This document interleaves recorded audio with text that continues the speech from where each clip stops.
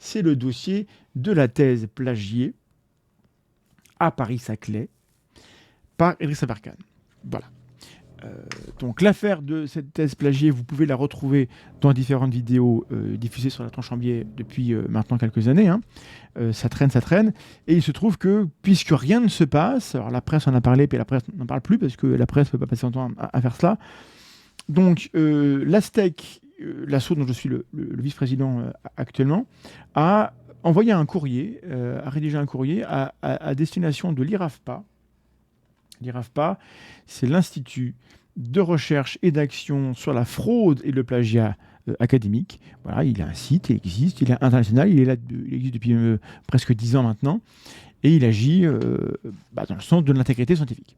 Donc l'Astec a rédigé un courrier, enfin j'ai rédigé un courrier, et puis on l'a relu dans l'Astec, et on l'a validé, et on l'a envoyé à l'IRAFPA pour demander son action. Donc je vais vous lire le courrier que nous avons envoyé, et Madame Bergada, la présidente, que j'avais contactée par ailleurs un peu en amont, a réagi dans la journée, le 2 décembre, et a envoyé un courrier à Polytechnique et à Paris-Saclay, que je vous lirai également. Pourquoi je vous le lirai ? Parce que depuis le 2 décembre, il s'est passé tout le mois de décembre, tout le mois de janvier, février et tout le mois de mars. Maintenant, on est presque à 5 mois, on n'a pas de réponse. Et alors que Paris-Saclay, qui est en cause dans l'affaire, parce que Polytechnique a géré l'affaire, que Paris-Saclay ne veulent pas répondre à Thomas Durand de la Tronche en Biais. Bon. Qui ne veulent pas répondre à l'Astec, qui est une association qui est reconnue un petit peu et qui fait des choses. Bon. Mais qui ne répondent pas non plus à l'IRAFPA qui leur envoie des courriers. Moi, je pense que ça pose problème et donc il est temps de vous dévoiler le contenu de ces échanges dans l'espoir que quelqu'un à Paris-Saclay se rappelle qu'il a, quand je dis quelqu'un, c'est la présidence, qui a un devoir moral, éthique de l'état scientifique et que sa mission consiste à protéger la valeur des diplômes. Mais bon, je ne vais pas gloser, je vais vous lire le courrier que nous avons envoyé. Donc, envoyé à la présidente Michèle Bergada de l'IRAFPA. Madame la présidente, l'Association pour la science et la transmission de l'esprit critique vous saisit officiellement concernant la thèse d'Idriss Aberkane, soutenue à l'université Paris-Saclay, dont les détails révèlent un cas préoccupant de malversation académique. La thèse en question, préparée et soutenue dans les murs de Polytechnique et de Paris-Saclay en 2014, a fait l'objet d'un processus de révélation particulièrement complexe. Un embargo stratégique de 5 années a délibérément empêché la mise au jour immédiate d'un plagiat caractérisé. Après un signalement effectué en 2019, donc dès que l'embargo a été soulevé, quelqu'un est allé fouiller la thèse et a vu le plagiat directement. Un comité d'éthique n'a été saisi qu'en 2021. En 2022, ce comité a voté à l'unanimité la recommandation de retirer le doctorat, confirmant la matérialité des faits. L'affaire est donc résolue et n'attend plus qu'une décision administrative finale. Idriss Aberkane, par ailleurs poursuivi en Suisse en justice par d'anciens collaborateurs pour gestion déloyale, est aujourd'hui l'une des figures de la complosphère francophone, un diffuseur massif de désinformation. Il est suivi par plus d'1 million d'abonnés sur YouTube et collabore avec des plateformes discréditées telles que François notamment, dans le but de nier les résultats de la science autour de la crise Covid et pour harceler des journalistes comme Antoine Daoust. La carrière de désinformateur influent de M. Aberkane a été rendue possible grâce à la négligence des médias qui en ont présenté un portrait dithyrambique dans les années 2015-2016. Ils ont offert des tribunes et l'ont installé dans le paysage. Bonjour, le point. Ça s'est produit à la faveur de la sortie d'un livre, grâce à la complicité d'un éditeur qui est allé jusqu'à menacer les chercheurs blogueurs ayant osé émettre des critiques sur ses livres et conférences. Bonjour, Robert Laffont. Mais rien n'aurait été possible sans les lauriers académiques en partie réels, affichés par le CV de l'individu. Sa trajectoire illustre un phénomène inquiétant. Comment un délinquant de la connaissance peut-il se prévaloir d'une légitimité académique pour miner les processus de véridiction scientifique ? puisqu'il passe son temps à dire que personne n'a l'ordre de le juger et à menacer de procès absolument tout le monde. D'ailleurs, il poursuit apparemment Benoît Deveau, dont l'interview est présente sur la chaîne. Cherchez bien Benoît Deveau, Polytechnique sur la Tranche-en-Biais. L'université Paris-Saclay et Polytechnique portent la responsabilité sociétale d'empêcher que leurs diplômes soient détournés à des fins de désinformation et de manipulation du public. Au-delà de ce cas individuel, c'est la crédibilité même des institutions scientifiques qui est en jeu. Les conséquences sont multiples. Confusion sur la validité des expertises, discrédit des diplômes, fragilisation du débat public à un moment où les enjeux scientifiques sont cruciaux, crise climatique, risques technologiques et sanitaires.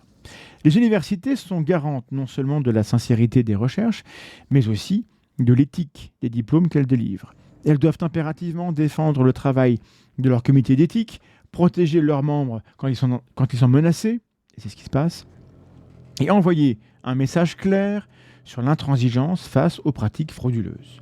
Nous sollicitons donc votre intervention déterminante pour que les autorités compétentes puissent enfin, 2 points, confirmer le retrait du doctorat, documenter publiquement les raisons de cette décision, contribuer à restaurer l'honneur académique bafoué. La science ne peut progresser que dans la transparence et l'intégrité. Veuillez agréer, Madame la Présidente, etc., etc. Le bureau de l'Astec. Le jour même, Madame Bergada a réagi. C'est un recours qu'elle attendait et elle a rédigé le sien qu'elle a envoyé donc à Madame Laura Chobard, directrice générale de l'École Polytechnique, et Monsieur Camille Galap, président de l'Université Paris-Saclay. Objet, demande d'application de la proposition d'annulation de la thèse de doctorat de M. Idriss Aberkan décernée par vos 2 établissements.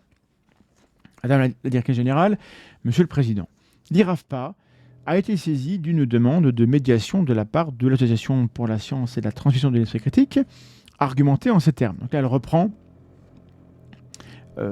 des extraits du courrier que je vous ai lu à l'instant, je passe. Les faits portés à notre connaissance dans le courrier de l'Astec en date du 2 décembre 2024 nous semblent suffisamment préoccupants pour intervenir immédiatement. Ayant tout lieu de les considérer comme fiables et valides, nous accédons à la demande du bureau de cette association et vous demandons d'appliquer la proposition du comité d'éthique d'annuler cette thèse. C'est en effet le fondement même de notre institut qui est interpellé. Donc elle cite là les 10 conséquences du plagiat et de la fraude. Allez regarder, le site de l'IRAFPA est intéressant sur les questions d'intégrité. Donc elle cite la conséquence fondamentale, le droit fondamental du scientifique académique est l'accès à l'origine des sources de la connaissance. Nous devons citer nos sources dans la publication afin de permettre à tout nouveau chercheur de se pencher à son tour sur nos données de base, quelle qu'en soit la nature, de conduire sa propre analyse et de proposer de nouvelles interprétations.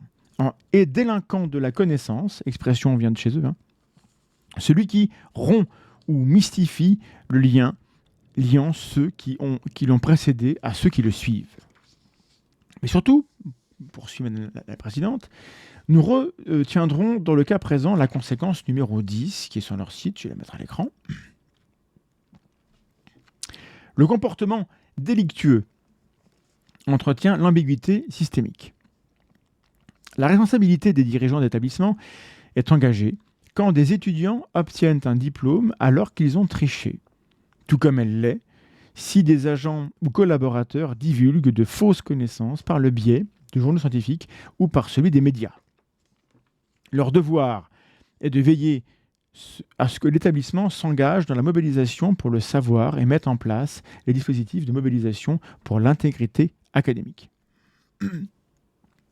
Ainsi, nous vous invitons à prendre connaissance en détail du courrier de l'Astec, qui a été joint au courrier de l'IRAFPA, car il constitue un exemple du trouble que génère au sein de la communauté scientifique et de la société civile la non-réaction des instances universitaires concernées. Le problème est que la thèse Mind Ergonomy for the Knowledge Economy, Software, Neuroeconomics and Biomimetics for the Knowledge Economy, Why, How, What, c'est le titre de la thèse. Donc le problème est que la thèse susnommée est toujours mentionnée dans le site officiel thèse.fr et est téléchargeable sur le portail HAL. La non-clôture de ce cas continue à générer la perplexité des dirigeants d'établissements universitaires et à engendrer de la souffrance de chercheurs qui s'acquittent de leurs tâches en toute honnêteté. Par conséquent, nous demandons que la thèse posant problème soit officiellement rayée de l'inventaire de thèse.fr et qu'il en soit fait une information dans le journal officiel du ministère. Nous rappelons que ni l'école polytechnique, ni l'université Paris-Saclay ne sont membres de l'IRAFPA et que nos experts, chercheurs réputés de la discipline concernée, ont réalisé bénévolement et en toute indépendance le contrôle des faits qui ont été portés à notre connaissance. Soulignons que l'IRAFPA est une association scientifique sans but lucratif et que nous sommes heureux de vous aider à terminer le travail bénévolement. Nous restons donc à votre disposition pour tout renseignement ou toute action complémentaire dont vous auriez besoin. Dans l'attente de vous lire, je vous prie d'agréer, Madame la Directrice Générale, Monsieur le Président, l'expression de ma très haute considération, signée Madame Bergada, et pièce jointe, courrier de la Steck. 2 décembre. Je sais qu'en février, une relance a été faite. Je sais que cette relance, à ce jour, en tout cas, je n'ai pas eu de nouvelles de l'IRAFPA. Je pense que j'en aurais eu s'il y avait eu. Ils font le mort. Alors, je vais vous dire les choses telles que je les pense clairement. Je pense qu'il y a un manque de courage au niveau uni. Alors, peut-être qu'ils ont d'autres priorités, je peux comprendre. Mais enfin, là, ça fait quand même depuis 2022, quoi. Ça fait 3 ans, ça fera bientôt 3 ans que le comité d'éthique a rendu un avis et que l'université n'est pas capable d'assumer, d'exécuter la décision d'un comité d'éthique. Voilà, donc c'est grave, c'est sérieux. J'invite les journalistes intéressés à en parler parce que peut-être qu'il faut mettre cette pression. Je n'ai pas envie, moi, de mettre en porte-à-faux. On a attendu depuis le mois de décembre, depuis tout ce temps.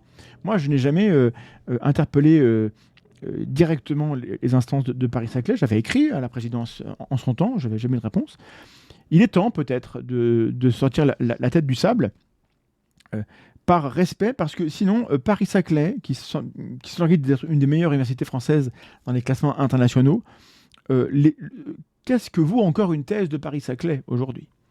Et donc peut-être que des doctorants de Paris-Saclay ou des docteurs ou des chercheurs auraient peut-être envie de se joindre à cette demande, contacter directement la présidence de l'université, parce que maintenant, Polytechnique a fait son travail, entre guillemets. Polytechnique dit, nous, le comité d'éthique a pris une décision. L'instance qui a délivré le diplôme, c'est Paris-Saclay. C'est Paris-Saclay qui peut la retirer. Donc on attend que la présidence assume. Alors, pour tout vous dire en off, ce qui se passe, c'est qu'on m'explique que tout le monde a peur de M. Aberkan. Et je peux vous confirmer qu'il va probablement porter plainte. Mais il porte plainte tout le temps, même quand on lui conseille de ne pas le faire parce qu'il va perdre. Et il perd régulièrement. Et il va perdre également dans cette affaire. Mais Aberkan, ce n'est pas le problème. Le problème, c'est que vous, université, vous n'êtes pas à la hauteur de vos devoirs. Et c'est plus grave, en fait, que le simple cas Aberkan, parce que ça dure. Voilà. Aberkan, c'est un problème sérieux qui aurait dû être réglé en temps normal. Puisque ça n'est pas réglé, c'est que le problème est plus grave. Peut-être que vous n'avez pas envie qu'on fouille la qualité des thèses que vous produisez. C'est en tout cas le soupçon nécessaire qu'on doit maintenant avoir à l'esprit, Paris-Saclay. Et j'aimerais que ce soupçon soit dissipé très très vite.